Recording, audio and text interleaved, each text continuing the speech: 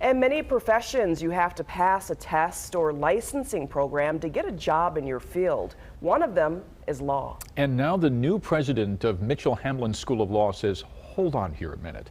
He believes that the bar exam just no longer works, and he says it's preventing good, smart people from becoming attorneys. And most important, it's hurting communities who really need attorneys.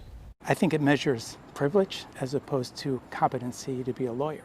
Anthony Nidwicki is attempting to hammer down one of the oldest pillars of law, the pillar that says one needs to pass the bar exam to practice law. I think the fight to stop the bar exam and doing something different with licensing is very important. As the new president and dean of the Hamline School of Law, Nidwicki proposed at his recent installation ceremony that Minnesota needs to eliminate the bar exam. Your feeling is that it doesn't prepare people to be good attorneys. No, I think the things we do in law school, making sure students are actually working with real clients, working on cases, learning the law, being tested when they learn the law in school, those are the things that really need to be measured on whether or not somebody's going to be a good attorney or not.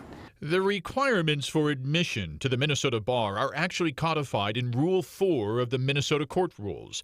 One must be at least 18 years old, have a Juris Doctorate, which is a law degree, also passing score on the written examination, and a scaled score of 85 or higher in the multi-state professional responsibility exam. Every state in the nation requires the bar exam, with the exception of Wisconsin. And Oregon is now taking a second look as well, in part because leaders there are concerned about racial disparities. So over the last few decades, we've seen an increase in diversity at law schools, but we haven't seen a corresponding increase in diversity in the profession. The profession is predominantly white. And the bar exam is seen by many as a barrier.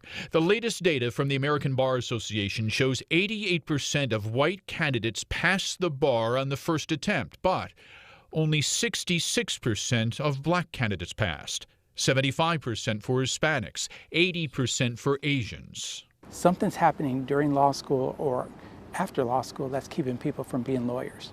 And that's what we have to look at, and that's what I'm trying to get us all to look at, because I think the bar exam is one of those things. And part of the issue is the money and the time it takes to study for the bar. President Nidwicki says that there are too many students who don't have the means to properly prepare for the exam, and that's why he sees the failure rate among minorities. And he admits changing the rule is no easy task, which is why he's trying to raise and start the conversation.